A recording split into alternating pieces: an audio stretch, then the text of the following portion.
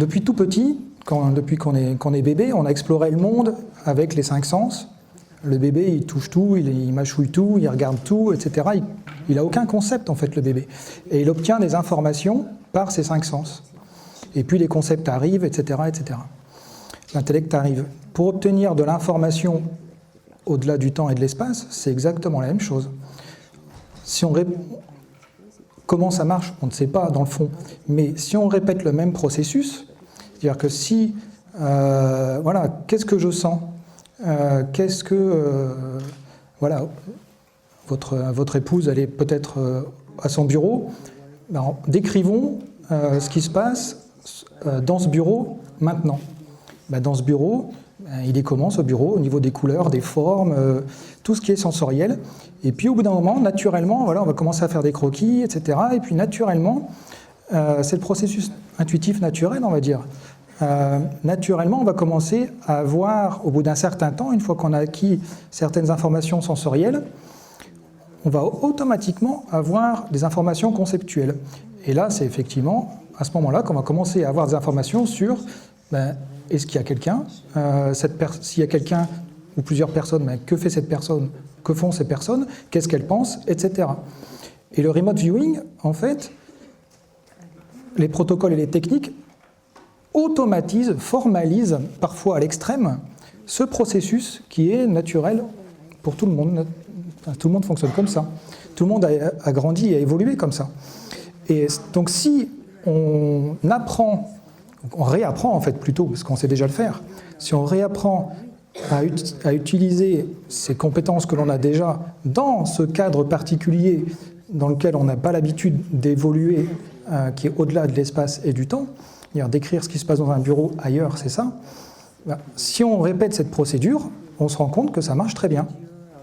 En fait, on fait juste ce qu'on fait depuis qu'on est tout petit, ce qui n'est qu'on fait sauter une barrière qui est, je pense, voilà, un filtre ou un blocage psychologique qui existe dans notre culture mais qui n'existe pas dans d'autres, qui est de dire, ok, ce que je fais dans la vie de tous les jours, là, je suis surentraîné à faire ça dans la vie de tous les jours, à percevoir dans mon espace-temps donné, ici et maintenant, je le fais pour un autre espace-temps, et ça marche très bien.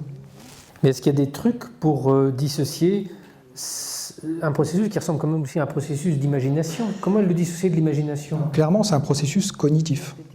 C'est-à-dire que les techniques de remote viewing qui fonctionnent très bien permettent de dissocier ce qui se passe dans notre pensée. De trier entre de trier, perception, parce que c'est ça la difficulté. C'est-à-dire que de trier entre qu'est-ce que je perçois, donc ce qui serait intuitif, on va dire, ce qui serait entre guillemets perception extensorielle, et je mets entre guillemets parce que c'est éminemment sensoriel tout ça, vous l'avez compris. De trier entre mes perceptions, c'est-à-dire ma tâche, mon intention, c'est quoi? Mon intention, c'est de décrire ce qui se passe dans un bureau et ce que peut faire une dame dans un bureau. Mon intention, c'est ça.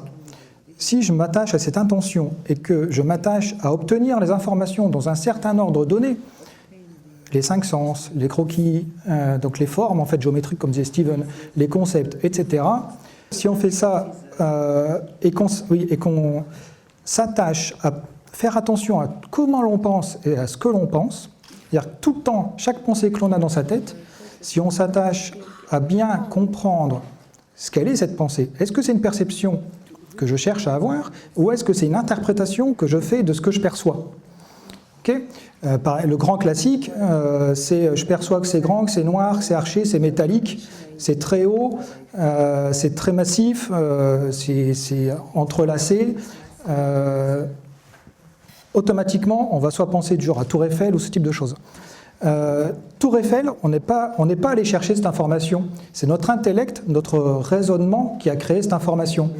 Cette information n'en est donc pas une. Donc ça, on va la mettre de côté. Voilà.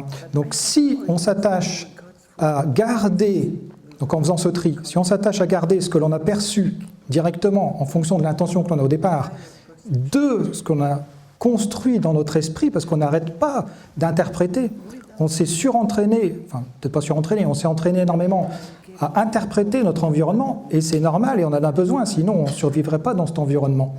Donc le fait de faire le tri, c'est ça qui permet d'avoir l'information qui est utile Et pour répondre à la question comment ça marche, on ne peut pas dire beaucoup plus que ça en fait.